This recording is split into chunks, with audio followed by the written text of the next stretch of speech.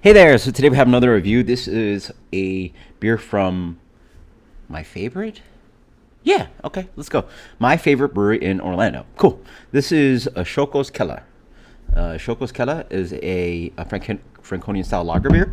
Let's see what they say about it. They brewed this first in 2020 after a trip to Franconia. Wow, they went, I guess, during COVID to Franconia. Namesake after Keller, which is matures beer in casks, blah, blah, blah, young fresh lager, unfiltered, hoppy. Very much resemble Britain's ESBs.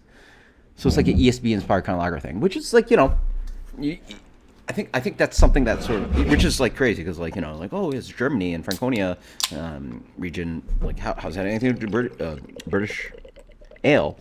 But I think you find when you drink beers that like there's these like matches that you're like, whoa, crazy enough. Like this is from a vastly different country, and like these styles are not really meant to be similar. But then you taste them, you're like, oh yeah, these sort of remind each other. So, Franconia Keller kind of be we're just talking about like cellar beer, like beer that is generally young, out of casks. You're not really going to get it defined by BJCP and all that crazy stuff. But literally, like these are small towns that just brew beer. They have no clue what like a freaking BJCP is. They don't have this kind of like, oh well, this style is supposed to taste like this. Like they have no clue what you're talking about. Like from what I understand, like these beers are defined specifically by their towns and their brewers. Like they just make what they make, and like they're going to be vastly different. Like Belgium does this, Germany does it. Yeah, these traditional breweries, like they're traditional in the sense that they're traditional. They don't, oh well, like they're doing this, so we got to streamline our process to make it a quote unquote pilsner, right? Like they just make beer and it tastes like a certain way. I obviously have done Franconia lager before, which is a Suarez one, and it's going to be an amberish kind of lager, right? But shout out to Redlight Redlight, by the way. They do industry night on Mondays. They do $4 American lager pints, which is fantastic. I think he actually gave me an imperial pint, so like a 20-ounce beer for $4 for industry, awesome. And then like happy hour kind of stuff for industry people on Mondays. They also have a fantastic red panda noodle on Monday. Well, at least when I went, it's a food truck that does young noodles, like like Xi'an Foods in New York City. If you guys are New York guys, fresh noodles, a little bit of chili oil. I think it was like cabbage greens. But yeah, just like fresh pulled Chinese style noodles. Great stuff. Shout out to Red Light, Red Light. So let's check this guy out. Yeah, look at that guy. Nice, kind of like light to medium amber color. Nice clarity on that guy, even though it's unfiltered. Yeah, it's actually not that. It's a light haze to it, but it's not that hazy, right? Yeah. Okay. Definitely a younger character. I feel like this could have been lagered more, but it's got this maybe like hint of acetaldehyde. Nice breadiness to it. Maybe not acetaldehyde, but nice kind of toasty breadiness. Reminds me a little bit of like it's honestly probably in season for Oktoberfest. But a little bit of fruitiness. Yeah. There's a fruitiness coming through. So I thought I detected acetaldehyde, but it could be that. And there's some just like yeast, lager yeast esters. There's definitely a little bit of like a dry cherry thing going on, dried apple. Yeah, certainly fruitiness from the lager yeast. Cheers. Nice. So yeah, it's funny that they it reminds yourself of ESB, but yeah, I can see it. Because that fruitiness is so noticeable, and that pulls it to ESB. It's also quite hoppy too. Wow, there's a nice herbal hop bitterness on the back end. Full blind. First off, this is not even like a BJCP style. It's like what are you gonna call it? Franconia style lager beer. Well, the Keller beer is actually on BJCP, but whatever. Yeah, full blind. You'd probably guess it was some kind of like light British ale. The card's probably a little bit too high for it.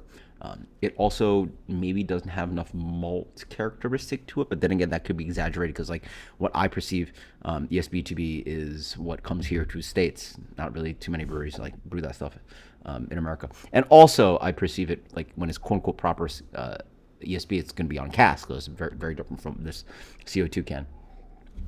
But yeah, on the flavor profile, nice toastiness, nice like rich pumpernickel, rye, spiciness, a little bit eucalyptus, a nice complex kind of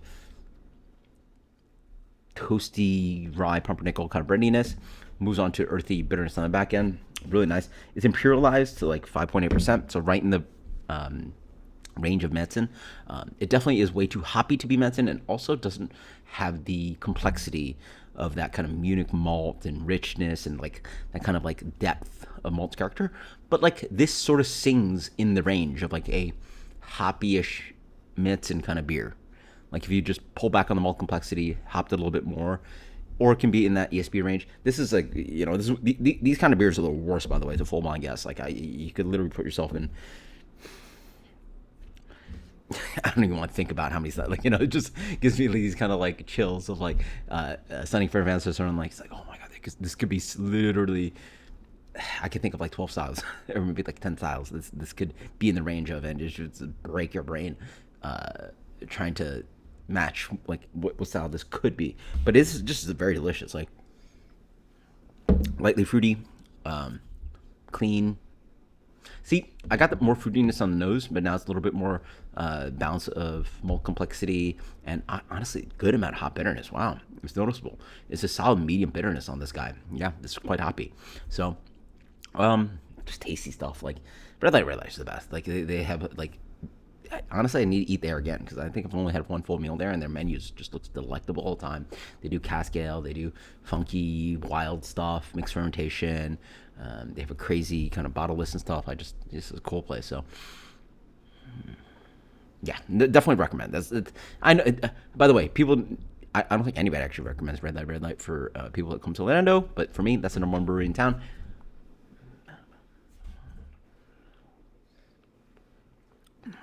It's a solid 92. 92.